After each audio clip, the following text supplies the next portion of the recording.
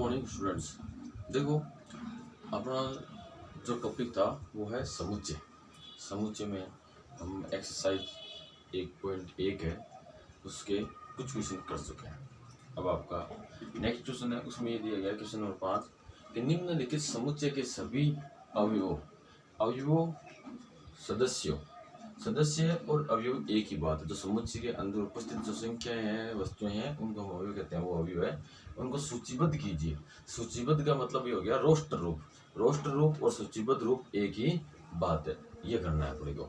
इसका मतलब ये हो गया कि हमें कोई दूसरा रूप दिया गया है, उसको रोस्टर रूप में बदलना है। तो दूसरा रूप कौन सा होता है वो भी आपको पता है, समुच्चय निर्माण रूप। और समुच्चय निर्माण रूप में अवयव दिखाई नहीं देते और सूचीबद्ध रूप में या रोस्टर रूप में आपको अवयव दिखाई देते हैं। तब आपको करना क्या है कि जो समुच्चय निर्माण रूप आपको दिया हुआ है उसको क्या करना है, रोस्टर रूप में बदलना है। तो इसमें आपको पहला दिया हुआ है a बराबर x कोलन x एक विषम प्राकृत संख्या है। विषम है और प्राकृत संख्या है। तो प्राकृत संख्या आपकी 1 से स्टार्ट होती है, 1 2 3 4 5 6 7 ऐसे। उनमें आपको केवल विषम संख्या लेनी है। तो इसका आंसर हो जाएगा a बराबर एक विषम होता है, 2 नहीं होता, 3 होता है, 4 नहीं होता, 5 होता है, 6 नहीं होता, 7 होता है, 8 नहीं होता, 9 होता है। इस प्रकार से आगे आपका चलता जाएगा। ये हो गया आपका विषम प्राकृत संख्याओं का समुच्चय। अब आपको अगला समुच्चय है वो दिया हुआ है b बराबर, कह रहा है कि x एक पूर्णांक है और x का मान है वो -12 से लेकर आपका 9/2 के बीच में। कैसे है देखो, b बराबर x कोलन x एक पूर्णांक है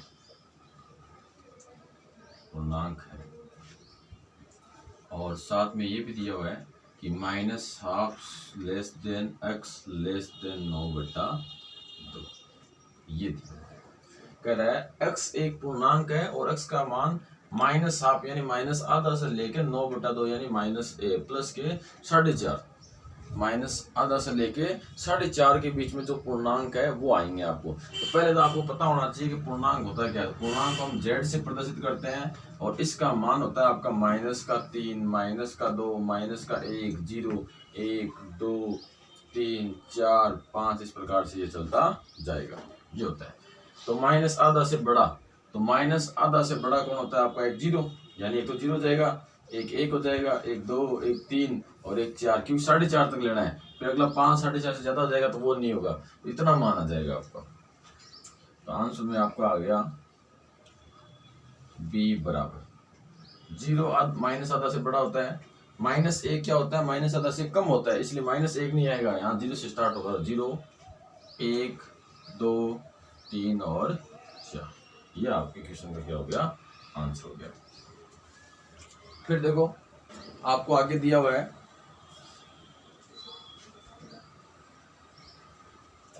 कि x एक पूर्णांक है और x स्क्वायर का मान है वो लेस देन इक्वल टू 4 है। इस प्रकार से दिया हुआ आपको, देखो c बराबर x कोलन x एक पूर्णांक है और ये दिया हुआ x स्क्वायर का मान लेस देन इक्वल टू 4 है। इसका मतलब ये हो गया कि x का मान तो पूर्णांक में से लेना है। पूर्णांक कभी भी आपको बताया था z ऐसे -3 -2 -1 0 1 2 3 इस प्रकार से ये पूर्णांक हो गया आपकी। तो ये तो पूर्णांक लेना आपको, इनमें से मान लेना है और उसका स्क्वायर करें तो 4 के बराबर या 4 से छोटा आए। तो देखो हम -3 का स्क्वायर करते हैं तो प्लस का 9 आएगा, 4 से बड़ा हो गया, ये नहीं आएगा। -2 का स्क्वायर कितना हो गया, 4 हो गया और 4 के बराबर हम ले सकते हैं तो एक तो -2 आ जाएगा। -1 का स्क्वायर क्या होगा, प्लस का 1, ये भी 4 से छोटा है, ये भी आ जाएगा। 0 का स्क्वायर होता है 0, ये भी 4 से छोटा है, ये भी शामिल हो जाएगा। 1 का स्क्वायर होता है 1, ये भी 4 से छोटा है, ये भी शामिल हो जाएगा। 2 का स्क्वायर होता है 4, ये भी 4 से छोटा है, ये भी शामिल हो जाएगा। 3 का स्क्वायर होता है 9, ये 4 से छोटा नहीं है, बड़ा है, तो ये शामिल नहीं होगा। ये शामिल नहीं होगा तो अपने हित कौन कौन शामिल हो गए, -2 से लेकर +2 तक सारे अवयव शामिल हो गए। तो आंसर, तो इसका रोस्टर रूप आ गया आपका c बराबर -2 -1 0 1 और 2। ये हमने x² लेस देन 4 के लिए लेस देन इक्वल टू 4 के लिए जो जो अवयव आ रहे थे वो अवयव हमने ले लिए हैं। अब आपको दिया हुआ है कि x है वो लोयल शब्द का एक अक्षर है। x है अगला समुच्चय है, डी समुच्चय, उसमें कह रहा है लोयल शब्द का एक अक्षर है, तो उसको हमें क्या करना है, सूचीबद्ध करना है। तो देखो ये रहा आपका डी बराबर x लोयल शब्द का एक अक्षर। ये लोयल शब्द का अक्षर है, इसका मतलब इसमें कौन कौन से अवयव आएंगे, तो x इसमें से कोई एक अक्षर है, तो इसकी जो जो संभावना बनती है वो समुच्चय में लो, यानी l भी हो सकता है, o भी हो सकता है, y भी हो सकता है, a भी हो सकता है। वापस l तो होगा नहीं क्योंकि l हम एक बार ले चुके हैं, तो ये अवयव हो जाएंगे सारे आपके। तो आंसर में आ जाएगा आपका डी बराबर, देखो इसमें से कोई एक शब्द एक अक्षर है, तो l हो सकता है, l लिख दिया, o भी हो सकता है, o लिख दिया, y हो सकता है, y लिख दिया, a हो सकता है तो a लिख दिया। वापस से l तो l हम ले चुके हैं। तो ये सारी जितनी संभावना बढ़ती है वो सारी हम क्या करेंगे, इसमें लिख देंगे, और ये आपका समुच्चय का रोस्ट रूप आ गया। फिर कह रहा है आपको अंग्रेजी वर्णमाला का एक व्यंजन है जो के से पहले आता है। कौन है, एक्स है। एक्स है वो अंग्रेजी वर्णमाला का एक व्यंजन है जो के से पहले आता है। तो पहले आपको पता होना चाहिए कि स्वर और व्यंजन होता क्या है। तो स्वर अंग्रेजी वर्णमाला में ए ई आई ओ यू होते हैं, उसके अलावा सारे क्या होते हैं, व्यंजन होते हैं, और वो व्यंजन लेने अपने को जो के से पहले आते हैं, तो वो ले लेते हैं। तो पहले तो समुच्चय लिख देते हैं। समुच्चय आपका ई बराबर x, x अंग्रेजी वर्णमाला का एक व्यंजक है जो के से पहले आता है।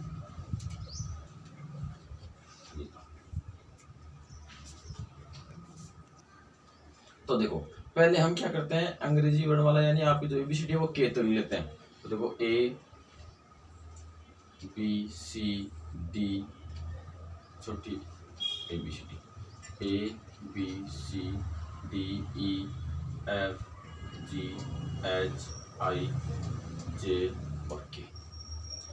अब इस के से पहले लेना है, के से पहले आता है मतलब के तो नहीं आएगा आपका, के नहीं आया। अब इसमें जो स्वर है वो हटा दो। तो स्वर क्या होते हैं आपके, ए ई आई ओ यू, इनमें से जो है वो आपके हटा दो। तो एक तो ए हट गया, एक आपका ई हट गया, एक आपका आई हट गया, यू ओ यू इसमें है नहीं, तो बाकी सारे क्या हो गए आपके व्यंजन हो गए। तो आपका इसका रोस्ट रूप बनाना है तो बना दो बी सी डी, ए नहीं आएगा, एफ जी एच आई नहीं आएगा, और जे। ये क्या हो गया आपका रोस्ट रूप हो गया, यानी अंग्रेजी वर्णमाला के व्यंजन हो गए जो आपके के से पहले आते हैं। तो इसी के साथ आपका क्वेश्चन 5 कंप्लीट हो। अब आपका नेक्स्ट क्वेश्चन है क्वेश्चन नंबर 6। उसमें क्या कह रहा है, हमें क्वेश्चन लिखा नहीं है, मैं क्वेश्चन बता देता हूँ आपको। क्वेश्चन में ये कह रहा है कि आपको इधर दिया हुआ समुच्चय का रोस्ट रूप और इधर दिया हुआ समुच्चय निर्माण रूप। अब इन दोनों में आपको मैच करने हैं कि भाई कौन सा रोस्ट रूप किस समुच्चय निर्माण रूप से मैच खाता है, यानी इन दोनों का कन्वर्जन कौन है। जैसे यहाँ समुच्चय निर्माण रूप है तो इसका रोस्ट रूप बनाए तो इधर वाले में से कौन सा है, या ऐसे कहते हैं कि इधर वाले रोस्ट रूप का समुच्चय निर्माण रूप बनाए तो किससे मैच करता है, वो अपने को बताना है। तो देखो यहाँ से वो बताओ चाहे वहां से वो ये बताओ, दोनों चीज क्या है, आसान है। तो हम क्या करते हैं, समुच्चय निर्माण रूप से रोस्ट रूप की ओर चलते हैं। तो पहला कह रहा है ए, तो ए आपको कह रहा है कि x एक अभाज्य संख्या है। अभाज्य संख्या के बारे में बताई थी आपको कि जो एक से तो बड़ी हो और उसमें खुद के अलावा किसी और संख्या का भाग नहीं जाए, खुद और एक को छोड़कर। एक से बड़ी संख्या जिसमें एक और खुद को छोड़कर किसी और संख्या का भाग नहीं जाए, वो है अभाज्य संख्या कहलाती है। तो अब देखते हैं अपने क्या है, कह रहा है अभाज्य संख्या x और 6 की भाजक है, यानी उस संख्या का 6 में भाग दे तो पूरा चला जाए। तो देखो 6 है, 6 को हम तोड़ते हैं तो 6 को हम लिख सकते हैं 2 गुणा 3। तो 2 भी आपकी अभाज्य है और 3 भी आपकी क्या है, अभाज्य है। तो इसमें दोनों संख्याएं आ गई, 2 भी आ गई 3 भी आ गई, क्योंकि केवल 2 और 3 ये दो ही संख्या ऐसी है जिसका भाग हम 6 में दे तो पूरा पूरा चला जाएगा। उसके अलावा एक और होता है कि 6 में 1 का भाग दे तो 6 बार जाएगा, तो 1 भी होना चाहिए, लेकिन वो अभाज्य संख्या नहीं है। 3 से ज्यादा 4 है, 4 का भाग 6 में नहीं जाता। तो अपने पास ये क्या हुआ, ये रोस्ट रूप बन गया। तो अब अपने को ये पता करना है कि ये रोस्ट रूप कहाँ है। तो ये है आपका 2 नंबर पे। इसका मतलब ए और आपका 2 नंबर है वो दोनों सेम है, दोनों बराबर। तो एक अपना कंप्लीट हो चुका है। अब चलते हैं बी की ओर। बी क्या कह रहा है, एक्स है।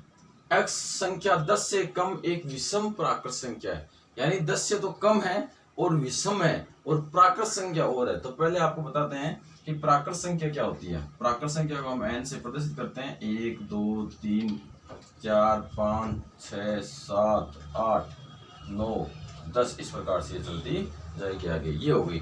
अब इसमें कह रहा है केवल विषम विषम की बात करें तो 1 विषम होता है, 3 विषम हो गया, 5 हो गया, 7 हो गया, 9 हो गया, ये सारी 10 से छोटी है।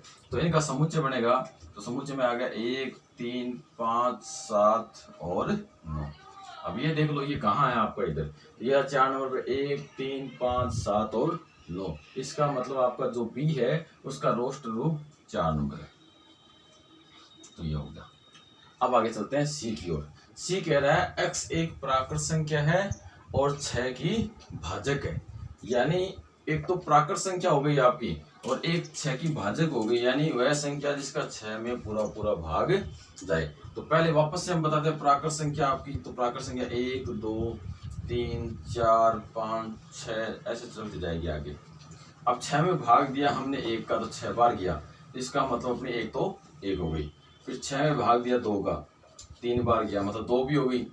फिर हमने 6 में भाग दिया 3 का, 2 बार गया तो एक संख्या 3 भी होगी। फिर 6 में 4 का भाग दिया, नहीं गया। 6 में 5 का भाग दिया, नहीं गया। 6 में 6 का भाग दिया, 1 बार चला गया, तो ये 6 भी हो गई। उसके अलावा 7 का, 8 का, 9 का आगे चलते जाएंगे, उसमें 6 का भाग नहीं जाएगा। तो अपने पास कौन कौन संख्या हो गई, 1 2 3 और 6 हो गई।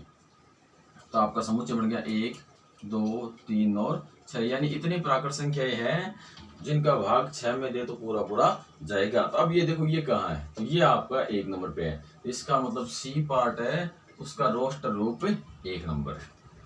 उसके बाद में आपको दिया हुआ है मैथमेटिक्स शब्द का अक्षर है, एक्स है वो आपका मैथमेटिक्स शब्द का एक अक्षर है। अब ये लास्ट बचा, वैसे तो अपने जो पुराने तरीके उनके हिसाब से लास्ट बचा वो ये हो गया, लेकिन हम इसको भी सोल्व करते हैं। एक्स है वो मैथमेटिक्स शब्द का एक अक्षर है, अक्षर है, इसका मतलब इसमें जो संभावना बनती है वो ले लो। तो एम हो सकता है, ए हो सकता है, टी हो सकता है, एच हो सकता है, ई हो सकता है, एम आई गया, ए आई गया, टी आई गया, आई नहीं है, आई हो सकता है, सी हो सकता है, एस हो सकता है। ये सारे कहाँ हैं आपके, ये सारे आपके रहे 3 नंबर में। तो इसका जो समुच्चय निर्माण रूप डी का आपका समुच्चय कौन हो गया, 3 नंबर। इसी के साथ आपकी एक्सरसाइज है 1.1 है वो कंप्लीट हो। अब आपका है समुच्चय के प्रकार। हम समुच्चय के बारे में बेसिक जानकारी, समुच्चय का निरूपण समुच्चय कहते किसे हैं और समुच्चय के निरूपण के जो दोनों मेथड उनका आपस में कन्वर्जन हम पढ़ चुके हैं। अब आपका आगे टॉपिक है समुच्चय के प्रकार यानी टाइप्स ऑफ सेट। इसमें पहला प्रकार है आपका रिक्त समुच्चय। अब आपको नाम से पता चलता है रिक्त, रिक्त का मतलब जिसमें कुछ नहीं आता हो, यानी वह समुच्चय जिसमें कोई अवयव विद्यमान नहीं हो आपका रिक्त समुच्चय कहलाता है। फिर से देख लो, वह समुच्चय जिसमें कोई भी अवयव विद्यमान नहीं हो आपका रिक्त समुच्चय कहलाता है। और इसका एक दूसरा नाम ही है, उसको हम कहते हैं शून्य समुच्चय। हो गया, रिक्त समुच्चय कह दो या शून्य समुच्चय कह दो, वह समुच्चय जिसमें कोई अवयव विद्यमान नहीं हो आपका रिक्त समुच्चय कहलाता है। अब इसको हम क्या करते हैं, प्रदर्शित करते हैं,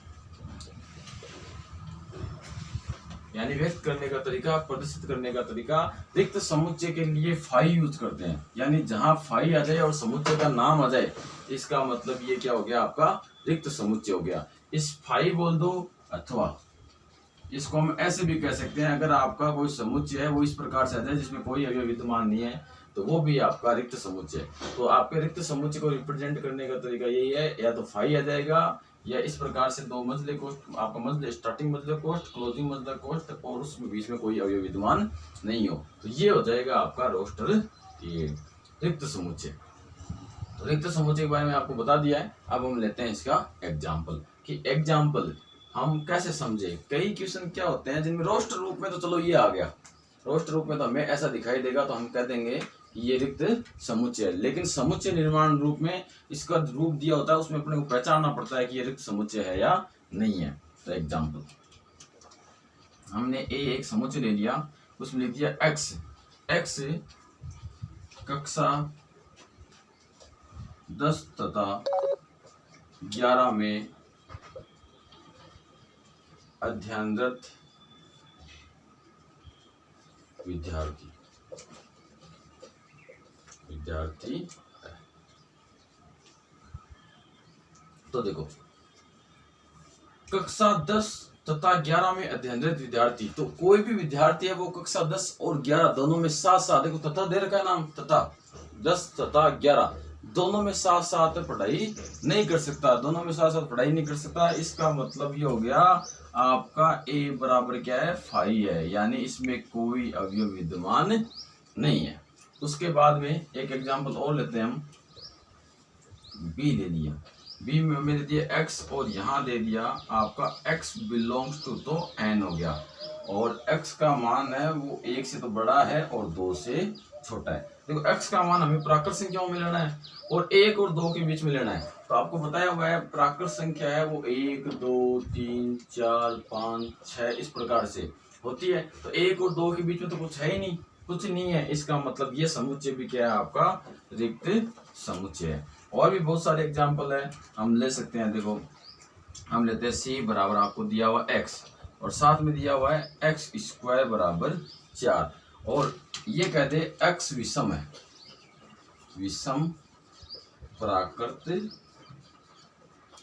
संख्या है। ये तो ये दे दिया हमें x विषम प्राकृत संख्या है। तो विषम प्राकृत संख्याओं में देखो 1 है 3 है 5 है इस प्रकार से। तो 1 का स्क्वायर 1 होता है, 3 का स्क्वायर 9 होता है, 5 का स्क्वायर 25 हो गया। यानी कोई भी ऐसी संख्या नहीं है जिसका स्क्वायर 4 हो। हाँ संख्या तो प्राकृत संख्या में तो है 2 का स्क्वायर 4 होता है, लेकिन 2 क्या है, सम है। और ये किसकी बात कर रहा है, विषम की बात कर रहा है। तो C बराबर क्या हो गया आपका 5 हो गया, यानी इसमें कोई भी अवयव विद्यमान नहीं है। इस प्रकार से बहुत सारे एग्जाम्पल है जो हम ले सकते हैं। जितने जैसे जैसे क्वेश्चन आएगा हम उस पर डिस्कस करते जाएंगे। अब चलते हैं नेक्स्ट पार्ट की ओर। अब समुच्चय के टाइप्स में आपका सेकंड टाइप है परिमित समुच्चय। परिमित, परिमित का मतलब बाउंडेड, सीमित, सीमा में जैसे हम कह सकते हैं वो। तो परिमित का मतलब ये हो गया कि कोई भी समुच्चय उसमें जितने भी अवयव है वो सारे परिमित होने चाहिए। परिमित का मतलब तो काउंटेबल होने चाहिए, हम उसको गिन सकते हैं, सीमित होने चाहिए। जैसे आपको दिया हुआ है एग्जाम्पल से समझाते हैं आपको परिमित का मतलब। तो ए समुच्चय आपको दिया हुआ है 1 2 और 3। तो इसमें हम अवयव गिन सकते हैं। अवयव आपका 1 2 3 ये हो गया। तो ये हो गया आपके 3 अवयव। इसमें कितने अवयव है, 3 अवयव। तो इस समुच्चय को हम कहेंगे परिमित समुच्चय। और देख लो एग्जाम्पल और ले लेते हैं। बी बराबर आपको दिया हुआ है ए बी सी डी ई और एफ, इस प्रकार से ये ले लिया। तो इसमें भी हम अवयव काउंट कर सकते हैं, A B C D E F, यानी 1 2 3 4 5 6 अवयव हो गए। तो ये समुच्चय भी आपको क्या कहलाता है, परिमित कहलाता है। यानी वह समुच्चय जिसमें अवयवों की संख्या परिमित हो, अवयवों की संख्या क्या हो, सीमित हो, तो उसे हम क्या कहते हैं, परिमित समुच्चय कहते हैं। अब अपना आ जाएगी सर अगर आपके अवयवों की संख्या हम काउंट नहीं कर सके तो वो आपका हो गया थर्ड पार्ट हो गया समुच्चय का, उसको हम बोलते हैं अपरिमित समुच्चय। अपरिमित समुच्चय, अपरिमित समुच्चय क्या कहता है, इसका अपोजिट, जिसमें अवयवों की संख्या हम काउंट नहीं कर सके, अवयवों की संख्या क्या हो, अपरिमित हो। अपरिमित कैसे हो, जैसे हमारे प्राकृत संख्याओं का समुच्चय है 1 2 3 4 इस प्रकार से ये चलता जाएगा। तो इससे हम क्या कहेंगे, अपरिमित समुच्चय कहेंगे। क्यों? क्योंकि इसको हम काउंट नहीं कर सकते, क्योंकि यहाँ तो जैसे 4 तो देखिए अपन कहते हैं 4, लेकिन आगे डैश डैश इसका मतलब आगे भी अवयव है। तो ये हो गया आपका अपरिमित समुच्चय। और एग्जाम्पल लेना चाहें तो देखो आपका ये ले लिया हमने, जेड ले लिया, तो यहाँ डैश डैश डैश -3 -2 -1 0 1 2 3 इस प्रकार से ये चलता जाएगा। तो आगे देखो इधर भी संख्या आपकी बहुत आएगी, उधर भी बहुत आएगी, तो ये भी आपका अपरिमित समुच्चय का क्या हो गया, एग्जाम्पल हो गया। तो आपको 3 टाइप बता दिए गए हैं समुच्चय के, रोस्टर फॉर्म, उस आपके समुच्चय निर्माण रूप का कन्वर्जन बता दिया गया है, उनकी परिभाषा बता दी गई है, किसको किससे प्रदर्शित करते हैं वो चीज़ बता दी गई है। इन सभी चीज़ों को आपको क्या करना है, आज फिर से रिपीटेशन करना है। इन्हीं के यूज से आपकी आगे की एक्सरसाइज होगी। तो आपको एक विशेष ध्यान रखना है कि इन चीज़ों को अगर आप समझते हुए चलोगे तो आपको आगे समझने में कोई कठिनाई नहीं होगी। और मैं बार बार कह चुका हूँ, ये जो एक्सरसाइज है, जब तक आप मैथ्स में आपका लेवल बढ़ता जाएगा, ये एक्सरसाइज का भी लेवल बढ़ता जाएगा। तो प्रत्येक आपका जो एक्सरसाइज होगी, यानी प्रत्येक टॉपिक होगा, चाहे वो कोई सा भी हो, चाहे आपका अवकलन हो, चाहे समाकलन हो, चाहे सदिश हो, उन सब जगह आपका ये समुच्चय काम आएगा। तो आज के इतना ही, धन्यवाद।